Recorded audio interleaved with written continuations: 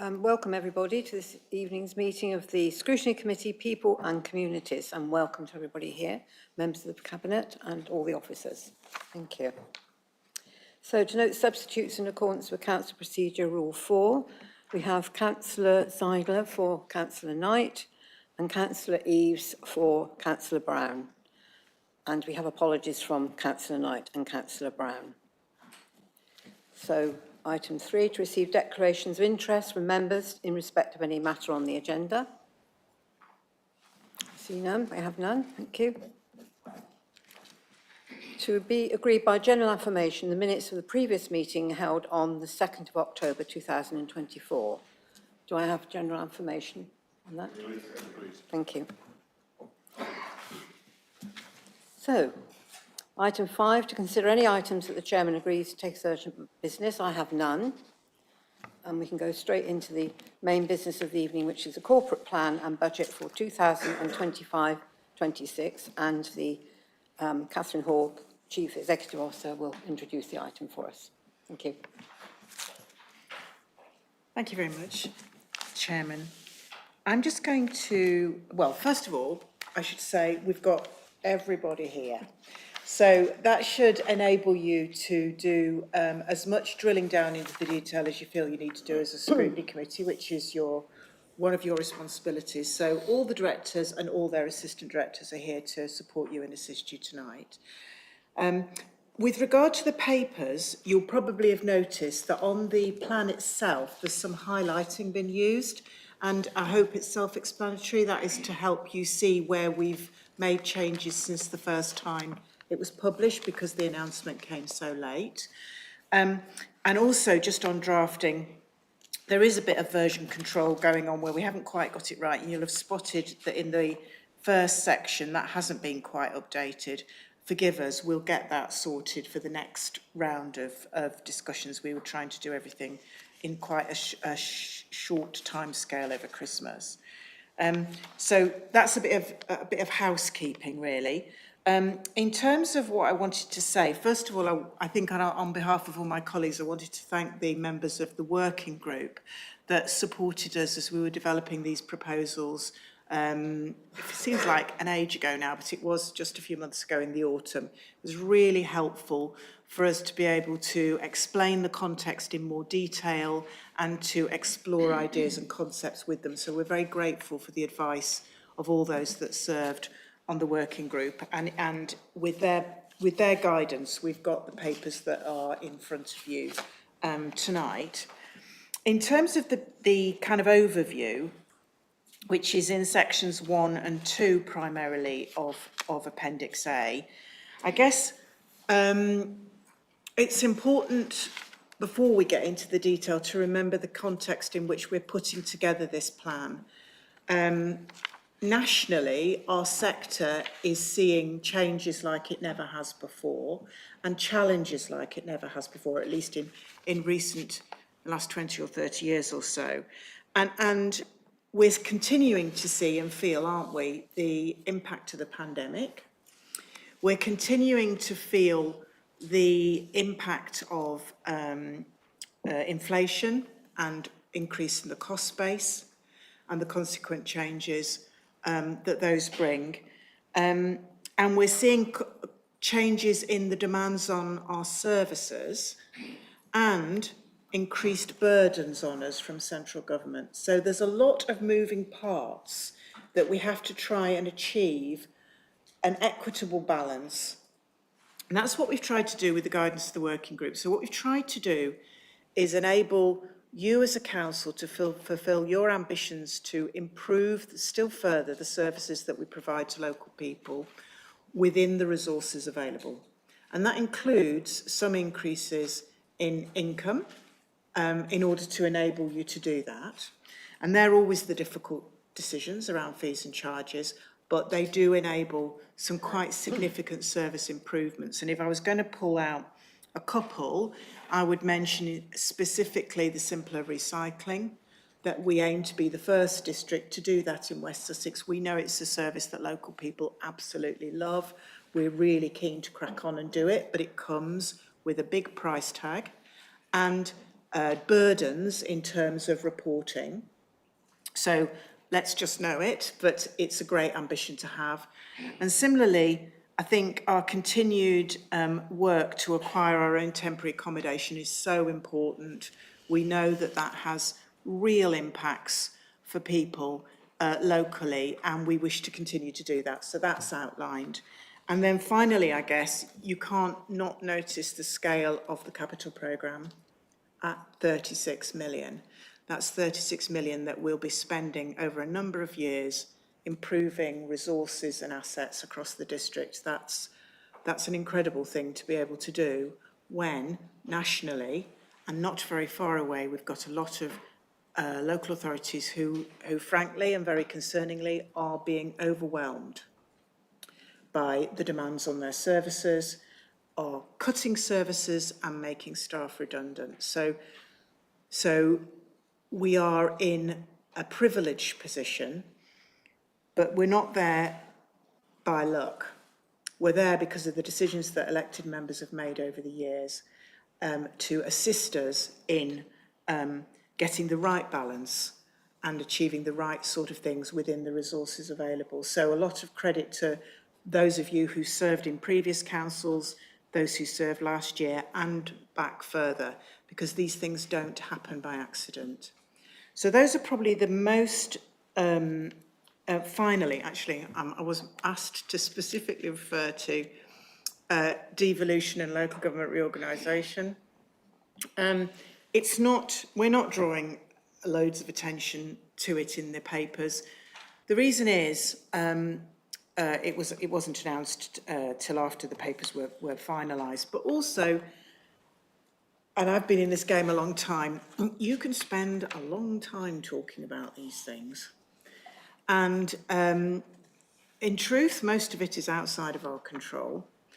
And I think it's really important that whilst we actively participate in the discussion about local government reorganisation and devolution and play our part, we don't allow it to overwhelm us and take our attention off what we're here to do, which is provide services every day to the communities of Mid-Sussex. That is our number one objective.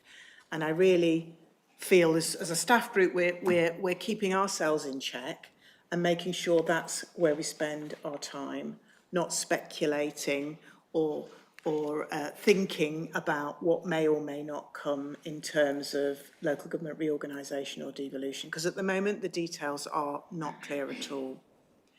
So that's why it's not specifically referred to in the papers. All right, I think that's enough from me. Thanks. Thank you, Catherine. So I open it up for any questions anybody might like to ask.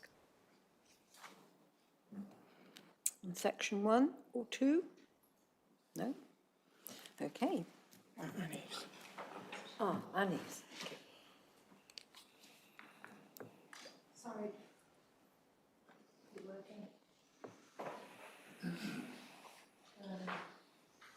I'll just start, shall I? Chair, I'm not normally on this committee, so. Oh. I think it's Rex Thursday. It's Rex Thursday, Oh, is I'm it? so sorry. Sorry. Excuse me. Okay, thank you, Catherine, for the introduction. Very good. Thank you to Louise for sending out the papers well before Christmas. Gave us a good opportunity to go through them between Christmas and New Year at the very start. I'd like to, paragraph 12, very, very pleased to see the new section 106 officer.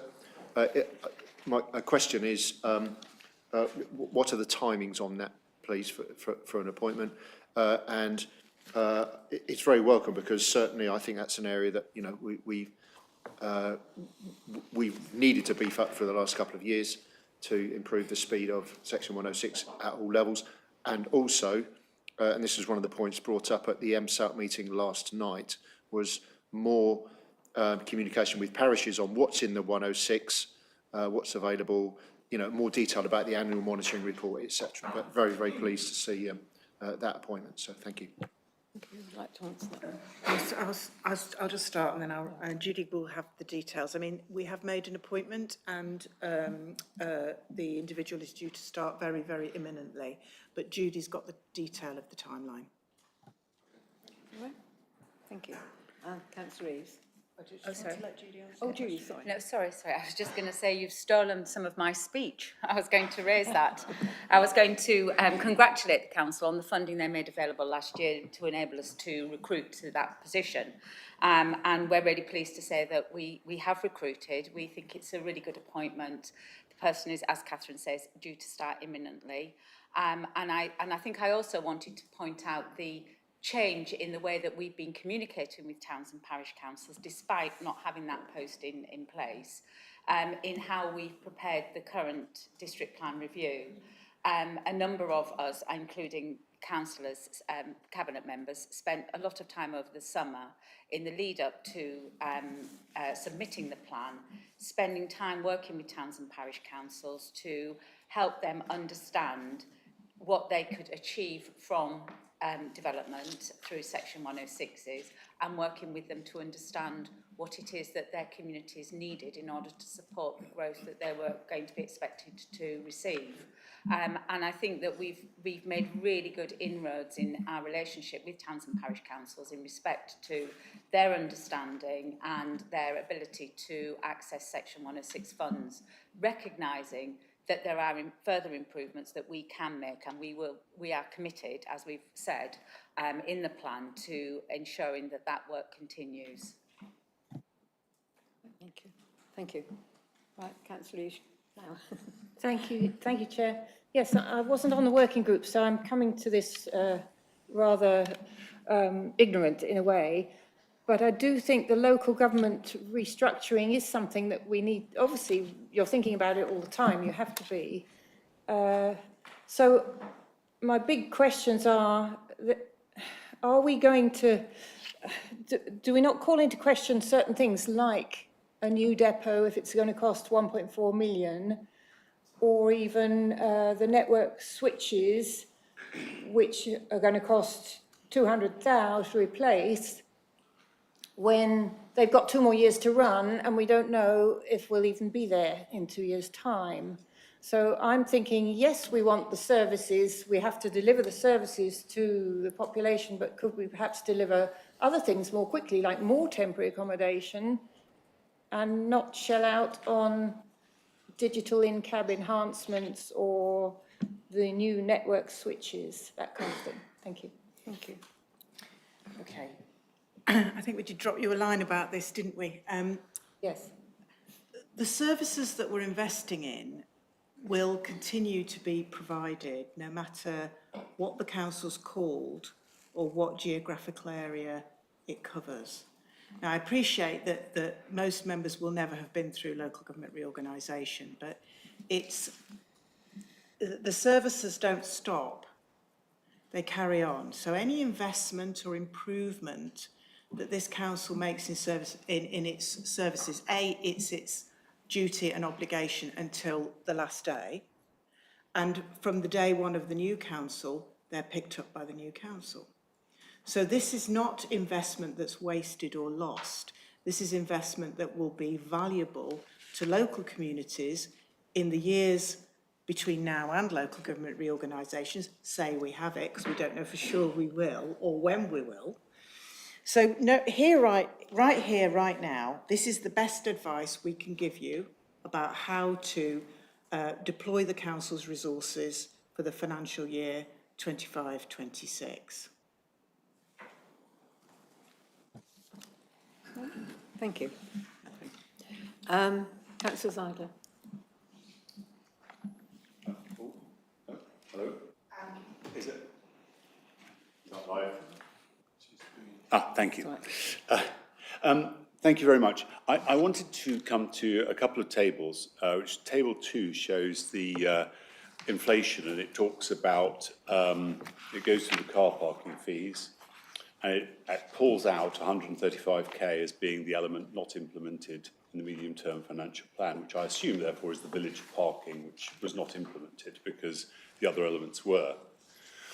And within mind of that number of 135, it then says in terms of fees and charges, the car parking fees in table 3, it shows as an extra 115. My implication being, therefore, that the whole of the village car parking charges, less 20k, are going to be implemented in this budget. Now, there's not even been the start of consultation as yet, and I certainly know that in some villages there's real concern as to how much is going to be able to be implemented when trying to manage things like schools, all of which I am certain are going to be addressed. But when it looks to be that the full amount has actually been included in the budget, it seems to suggest that the consultation isn't really being taken that seriously as to what the impacts are going to be. And I'd just like clarification as to whether this actually represents a full amount, and is there an understanding that, or then is there any expectation there could be less than full implementation of parking charges in the villages? Would Simon like to answer that one? Thank you. So in answer to your first question, no, that is not about villages. That is actually about we did a second consultation about the hours of parking and the weekends. So that was deferred to enable us to do a second consultation, precisely because the first consultation gave us some really good feedback from people requesting other things that we could do with parking. So we went back out, and we're required to do that through the legal framework for consultation. On the second question, which is about villages, we have to assume in a budget a likely income. What we've done is that's relatively conservative. What that also means is that as we go through the engagement, first of all, we will look at how we meet the needs of those villages. And I think that what we know already with parking in villages is there are many different uses of it. People who drop their kids off at nursery, at schools, and we currently see, because some people can't park in our car parks, we see them going onto pavements, dropping off from double yellow lines, etc. We also see issues where people are unable to park in a car park and go shopping because it's used by commuters. So the engagement that we're embarking on is to collect that information, talk to those multiple users about what can be conflicting demands, to try and then work up a tariff, a way of managing car parks and the roads, so on-street parking, in a way that works for that village. So that will require some investment, and it will require us to look at enforcement, which is why we're engaging with county, and that does cost money. Now, if we're confident from both our experience with those villages and from enforcement officers who go to them every day, that there's better ways for us to manage it and invest in it to meet the broader needs of the village. And that's why we're doing the study. That study will go to Cabinet in March with recommendations, and if there are any changes to what we anticipate from that work, then we'll be reporting that to Cabinet with the options. I hope that answers your question. That's excellent. So the consultation will be completed by March, because I know some villages, I've heard, have not felt they've understood when that consultation is arriving. That's the reason for the concern on timing. I can understand that, thank you. So the first step is engagement, and that's when we're doing the study, and we're briefing, I have briefed, and I know Rob has briefed villages last year and the previous town and parish council meeting. I'm briefing them again tomorrow, and they've also had a written briefing from me. So if that communication hasn't come through or people need further information, there's a great opportunity tomorrow for people to ask questions. Thank you. Is that, you're happy with that? Yeah. Thank you very much. Although it's, here we go. I think Councillor Clark had his name first, but are you happy? I was up there. Okay, So thank you, Chair. We need to swap around, I think. yeah, you're confusing me. So on, thank you. First of all, I wanted to just say that I was really pleased that Catherine mentioned the housing. It's been a thing this council's spent money on. You can put savings on not putting families into bed and breakfast out of the district, but what you can't put on is the value to those families staying in the district. And I think that this council should be proud that they're doing that. So I've mentioned it at every year. I think I've mentioned that, and I'm proud of that council for doing that. What I wanted to ask was the plan to build a new depot at East Grinstead, I believe. I think that's a great idea, and I know the reasons why we're doing it. My question was,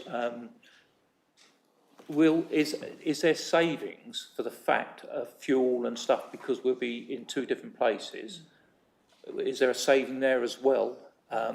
Sorry, I talked through the chairman. That's all right. Is there a saving? Because I think we've outgrown Bridge Road, and it means opportunity. My second question was that I saw in the report there was an opportunity for maybe vehicles that might be run other than petrol, could be electric, could be hydrogen. Is that a possibility to make it even better?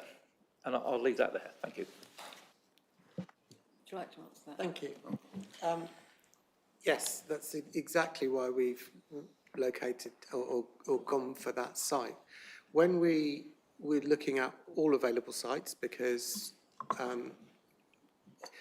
there's constraints around size, location, etc. One of the key criteria was what's the most efficient one we can locate, and that was in the north of the district. I know some work was done some years ago actually to try and locate a site there, a depot there, sorry.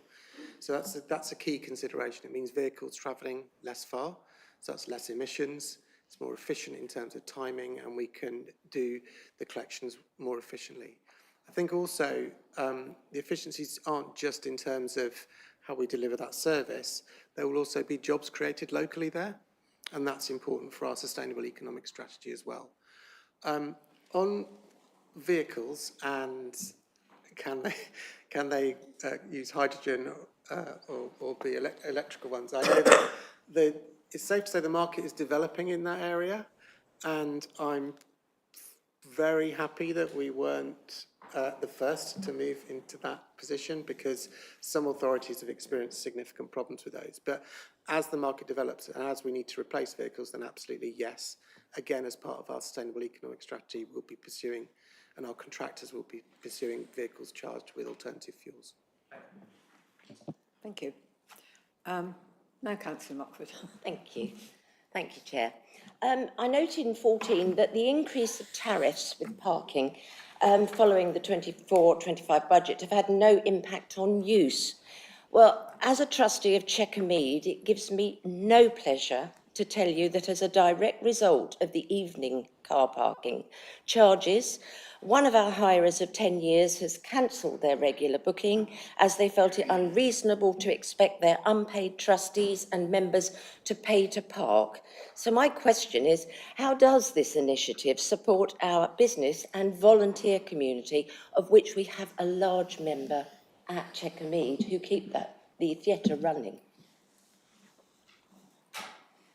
Right, who would like to answer that one? Yes, I know you're right. Simon. Thank you.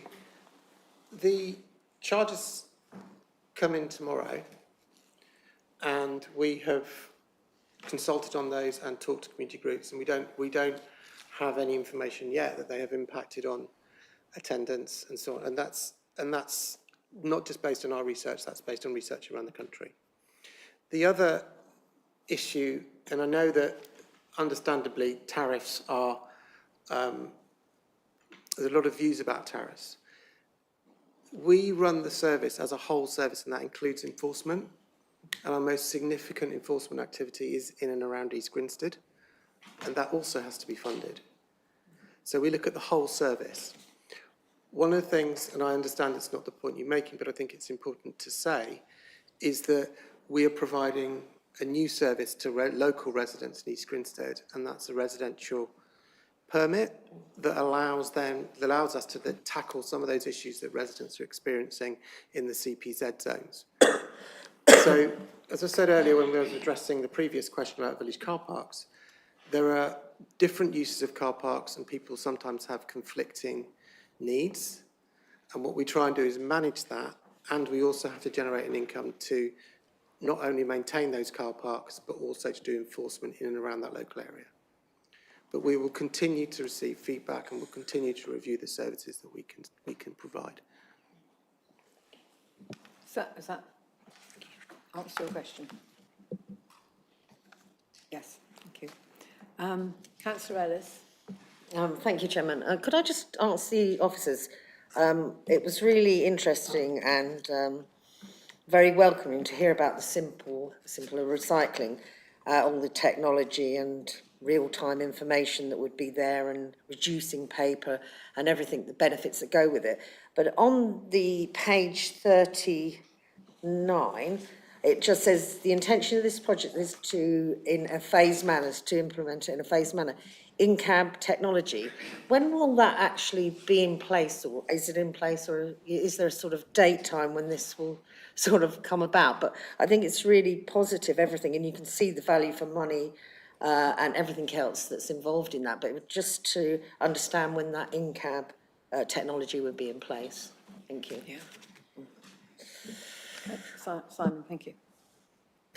Thank you, yes. So we've been working with Serco already on in-cab. So we've been planning that, looking at the way in which that needs to interface with our customer services. Once the budget is agreed, we'll be able to move towards procurement. So I anticipate that starting towards the last quarter of this coming financial year. So we're looking at around somewhere between January, February or March, but that's subject to procurement. So part of the work that we're doing right now in Scrutiny and then also at Council will enable us to proceed with that if Council agree to the budget.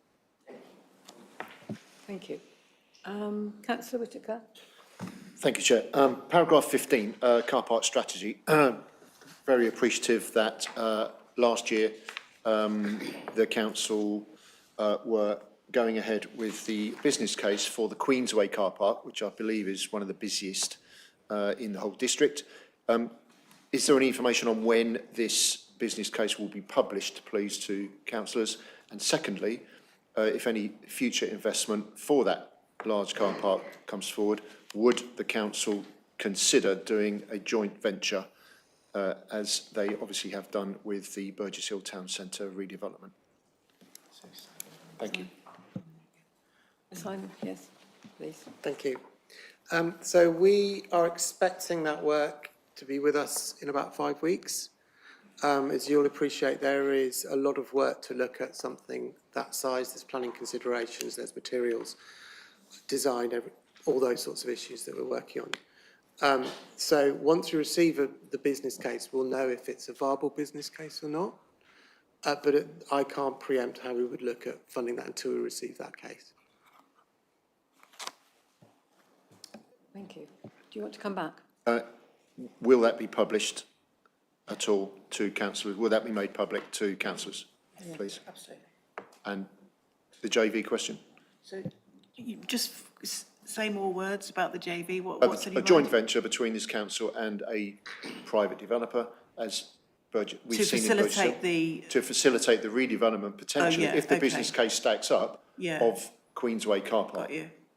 So again, I think that's entirely dependent on the business case and the scale of it and all the detail within that. So I don't think we could answer that until we see the business case.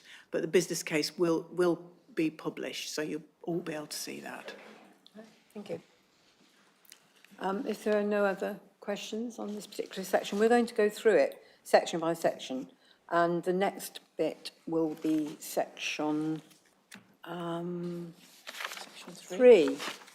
And I think that is going to be Judy Holmes to introduce, please. Thank you. Thank you, Chair.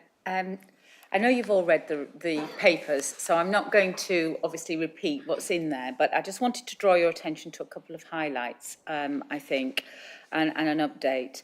As you all know, the work on our district plan review continues with an ambition to adopt in 2025. And as you also all know, in the meantime, the government, since we drafted this corporate plan, the government has issued a revised MPPF. Now, whilst that hasn't got any implications on our plan making, on our district plan review, it does have implications on our development management service. But despite this, we continue to provide an efficient and effective service. We've also spent a lot of time working really closely with the new government this year to secure inward investment. We've been successful in the past and we hope to build on this, not least to deliver some of the exciting opportunities that we've got in the district, including at Brookley, but also the Science and Tech Park and the regeneration of brownfield sites, and obviously the proposed joint venture at the town centre. During 2024, we were also pleased to remove the air quality management area in Sussex, and during 2025, we'll be delivering a new air quality management strategy for the district. During the year, we've also reviewed a number of key policies and strategies, well, you have, including the taxi and pavement licensing policies and the sustainable economy strategy, the latter of which we aim to present to Council in March via a working group established by the Scrutiny Committee. As a result of the work with Homes England at Brookley, we are also embarking on an exciting new community development opportunity, which is funded by Section 106 fundings. This is an approach we hope to replicate at other developments proposed for allocation in the district plan. The MSP and the Community Grants Scheme continue to support the excellent work of our community groups and to enable us to deliver exciting events to our residents. Me and the team are here and happy to answer any questions if you have them. Thank you, Judy. So anybody would like to ask any questions with regard to this particular section? No? Thank you very much. We'll go straight on to the next person, and it's Simon again, please. You've got your voice back. Thank you. I wanted to start by actually talking in a bit more detail about the work that Catherine introduced and Councillor Clark mentioned. So that's around housing and our work and investment in temporary accommodation. And those decisions made by the council to invest in temporary accommodation has meant we've been able to more effectively manage the significant financial pressures we've seen other authorities face.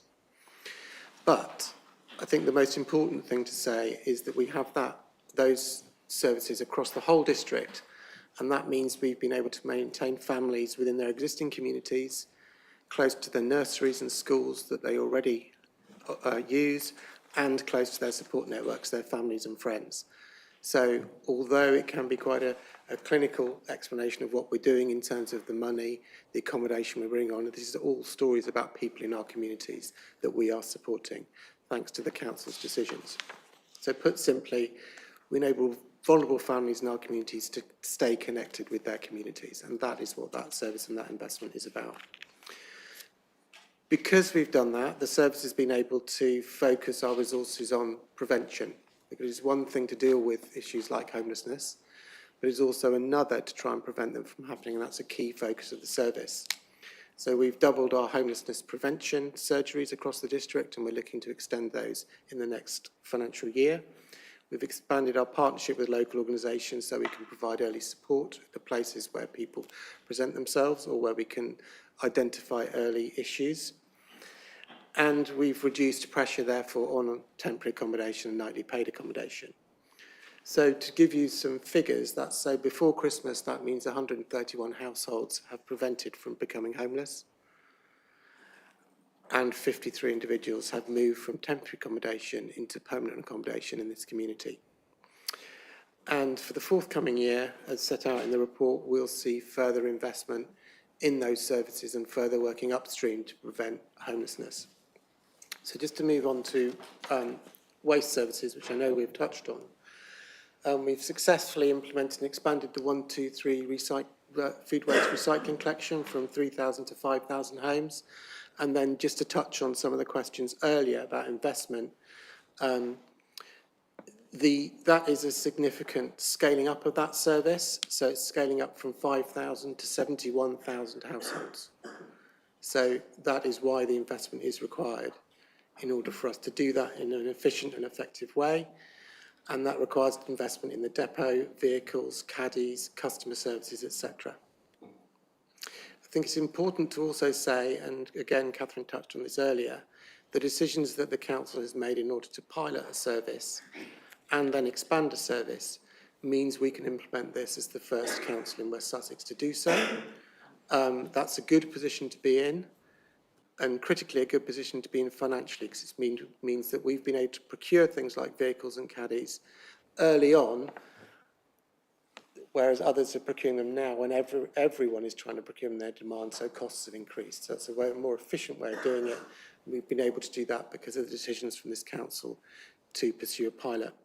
And then finally, on parks and open spaces, as you know, you will continue to invest in our parks across the district.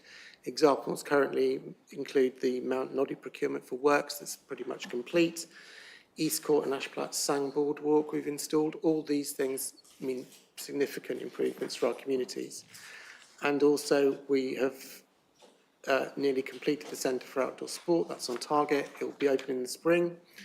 And that's been delivered at a time when procurement, cost of materials, the construction industry has been facing significant challenges. And that work is a great addition to our sports and leisure facilities that has been delivered because we've had a planning team that have worked on getting the money through planning gain, a finance team that have helped us support, look at procuring it, planning that work, costing that work, and so on. And then a leisure and facilities team that have worked with local communities and sports clubs so that we get the facilities that Mid Sussex needs. So in summary, we've delivered a number of complex projects, and the timing of delivery has been critical, and the support of the council's been, and the decisions the council's made have enabled us to do that, which has put us in a good place to invest in our communities, but also to avoid significant costs that other councils have experienced. Thank you, Simon. Has anybody any questions on this particular section in part 3? Rex? Thank you. It's not really a question, but I'd like to thank the officers and also Councillor Hobbs for his work in sports investment, significant in the Centre for Outdoor Sport. Looking forward to the opening of that, but also Councillor Hobbs' involvement with East Grinstead Sports Council is greatly appreciated in the northern section. Thank you for that consistently. There is one question actually. Places Leisure figures. We used to intensely go over that, obviously, during COVID, post-COVID. Just wondered where we were on numbers and how it's looking, and are we back at the levels of the full contract pre-COVID? So we are bringing a report to a future meeting, but I can say at the moment we still have open book accounting. They are seeing people returning to the leisure centres, and we also have a share of any profits above what we expect to come in. So it's not where it was, but it is improving. I think some of the challenges that we're still experiencing are things around energy costs and the efficiencies of the leisure centres and so on. But our partnership with Places Leisure is very strong. They are also they will be managing the Centre for Outdoor Sport. And again, that helps overall with our leisure services. Thank you very much. Thank you, Simon. And the next section will be introduced by Louise Duffield, please. Thank you. Evening, everybody. So I get to go last because it's some of the internal facing services, but we shouldn't diminish how important they are. And I wanted to start off with the services that Paula and her team look after, because our people are definitely our most precious resource. We've done a lot of work on spending our apprenticeship levy. We don't like giving that back to the government. And just to give you a little indicator of some of the success, our most recent finance apprenticeship, which just closed, had 44 applicants. And one of the reasons that we're so successful is this council made the decision to be a real living wage employer, which means our apprenticeships are also very competitively paid, which isn't always the case. And I think we all know that the local government sector is a challenging sector to recruit to. And so making sure that we're an employer of choice and investing in the development of our staff is absolutely vital, and is going to be even more so over the coming years. In our comms area, we've seen significant improvements in our interactions and reach. So we're looking at interactions on Facebook, visits being up 360%, being up over 300% on Instagram. a significant uptick in followers, particularly on Instagram, which is over 150% uptick. So we've seen our social media presence on comms really take off. I think in the finance world, those of you who work with myself and Rachel on Audit Committee, we're proud to have got one set of accounts off the books from 2021, and we're hoping to get the next set of accounts done in February. And again, that's us having to work with serious challenges in the sector, and the Audit Committee's been a great support to Rachel and I to get that sorted. So I think that probably covers the back end of the services. Of course, we did deliver 2 elections very quickly last year as well, but I'm happy to take any questions. Thank you, Louise. Has anybody got any questions they want to ask? Councillor Eaves. Councillor Eaves, yes. Thank you, Chair. Could I ask Louise if we could have some absolute figures for the communications? Because obviously if it goes up 150% from a very small base, I'd like to hear some figures. Thank you. Thank you. And I have agreed with the Cabinet to do a piece in MIS, which I've been preparing for this evening, but I will get onto that in the next week or 2. Thank you very much. No other ones? Thank you. So we go on to the next section, which is Louise again, please. Yes, so we're into sort of reserves and balances here, and I think the place that I would start with this is what Catherine alluded to. So I'm going to do sections 4 and 5 together, and we have got an enormous capital programme, nearly 37 million, which is fantastic for a district council of our size. So you'll see across the reserves and balances table that there are lots of large numbers in there which really reflect the ambition that you have. So most of those reserves that we see are earmarked or specified, and that's for projects and programmes that you've agreed. And so you'll see about 50% of that money flying out of the door across the duration of this medium-term financial plan on all of those projects, building depots, delivering Centre for Outdoor Sports, all of those things come in those big numbers. The number that worries us a little bit more is if you look at where the state of our general reserve will be at the end of March, it's around about the 8 million mark, and we'll know that Rachel says minimum of 11.5. Now you can see that with things like the reduced new homes bonus, that does inch us up towards starting with a 10 at the very least, but I think we must be really mindful that we're not quite where we need to be. So every bit of windfall income that we have, whether it's new homes bonus and so on, needs to make sure that we're shoring up that position. So I know that sometimes the table of reserves and balances has got really big numbers in it, but you've allocated most of it to projects and programmes. So happy to take any questions. Obviously the capital programme and capital strategy has been through Audit Committee, and again I thank them for their support on that. Thank you, Louise. Is there anybody who has any questions? No? Right. Thank you very much. Councillor Whittaker. Oh, Councillor Whittaker. Sorry, me again. It's just a very simple question. Am I right in thinking that there are no external borrowings? And if so, that's a remarkable situation. I concur completely. It's also an excellent position to be in. No, we don't have any borrowing. Thank you very much. Right. So we go back to the recommendations then. Oh, sorry, just I have a question on the recommendation to maintain like a healthy general reserve. And it'd be good to know kind of the importance of maintaining a general reserve in the context of devolution, of sort of local government reorganisation, and kind of why it might still be important to maintain a reserve of a certain size. So I think I'll go back to a little bit what Catherine said at the beginning. This is a sovereign council, and we're running services, and as Rachel has statutory obligations to make sure that we're running services, and that another pandemic down the road, all sorts of other challenges, a contractor collapse and so on, that we have a sufficient reserve that will mean that we'll always be able to maintain those services. And in this plan, we're thinking very specifically of the next year and the couple of years ahead. We need to be able to deliver those services, and we need to be focused on ourselves. So the recommendations that Rachel makes are based on our overall expenditure, our payroll, and all of those factors. And so I don't think Rachel's going to be changing her position at all, and we must look after ourselves and our residents. And as Catherine said, services will just transfer. So I have a huge contract with Serco. That's not going to come to an end because the name of the council changes in multiple years' time.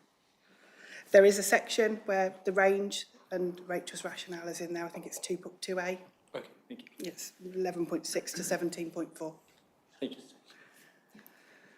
Can I just compliment and underline a little bit what Louise has said and a little bit what I said in answer to Councillor Eve's question earlier.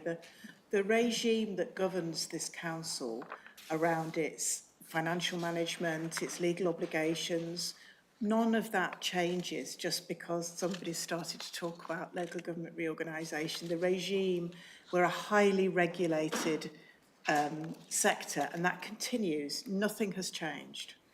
No, I appreciate that. I think the point is more around, as the public think about, we think about local government or reorganisation, what should we spend money on? And, you know, there is, perhaps some people think, oh, maybe we can spend money as things reorganise, and the General Reserve might be something that people would look at. And I think I just wanted to get to the point of why it's important to maintain a General Reserve. Do you feel we've made that point adequately? I think so. Yeah. It's too to tell. And I was part of the budget working group, so I recognise this was made before the announcements about reorganisation. But I think as we're looking at general reserves, just reiterating why that might be important to the committee to keep an acceptable range, and what that range, you know, that we're committed, or if we're committed. I mean, I think I would just add that I've worked in local government similar to my colleagues for many, many years. No one in my family or friends is thinking about local government reorganisation because they just want their bins picked up.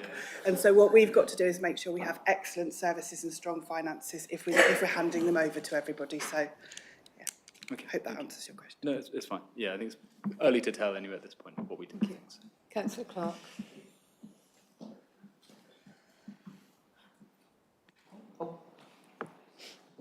That's all. All right, thank you. Thank you, Chairman. It's partly from a previous, and I was a bit slow on the button, but it goes into what we're just talking about.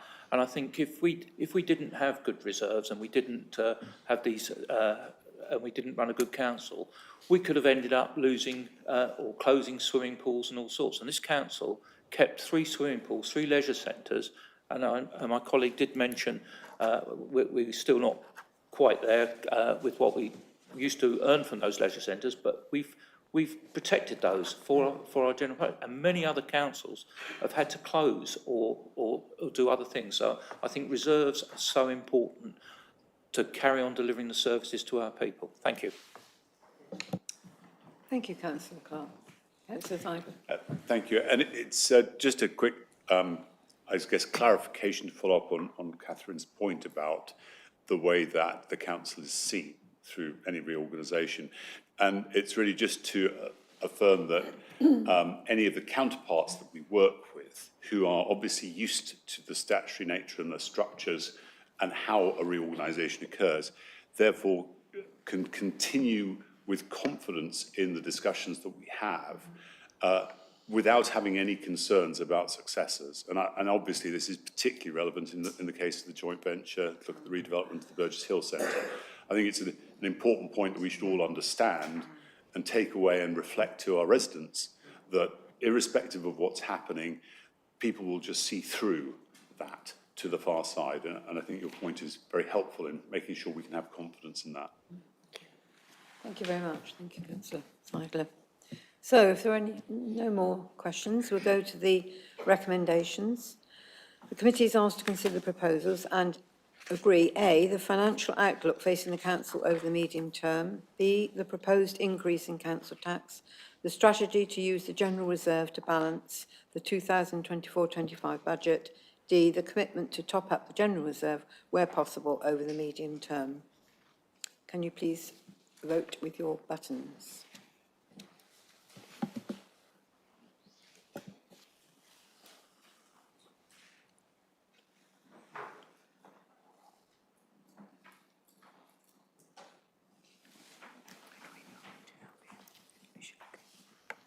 Can you read it out, Edwina?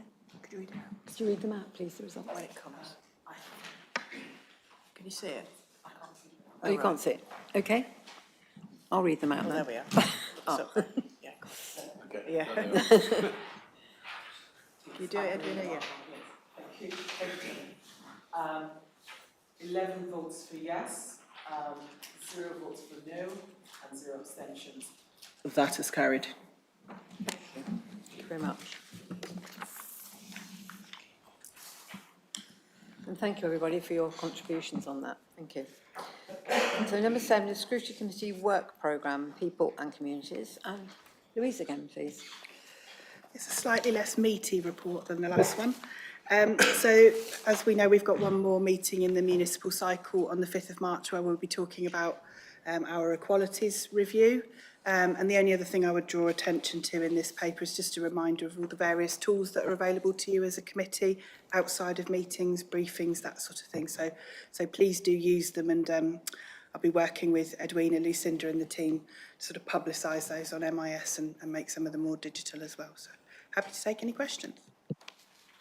Anybody got any questions on the work programme? No?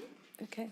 And to reiterate that there are other ways of getting in touch and doing things and talking about things. It's important for all of us to talk together and to work on things. So that do use the form that's been circulated if you want to do that. Thank you very much. So we'll go to the recommendation then.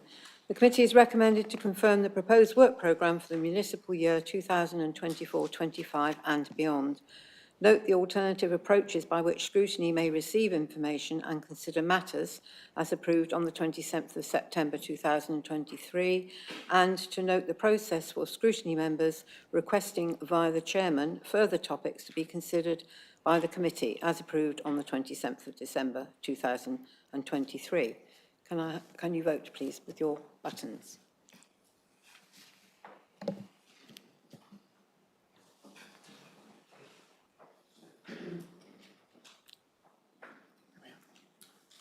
Chair, 11 votes for, none against and no abstentions. That's carried. Thank you very much. So go to item 8, questions pursuant to Council Procedure Rule 10.2, due notice of which has been given, and there have been none.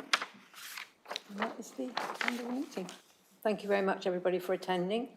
I'm looking round at the clock again, but I can't see anything. But we're ending quite early. Well done, everybody. Thank you. Thank you. Thank you.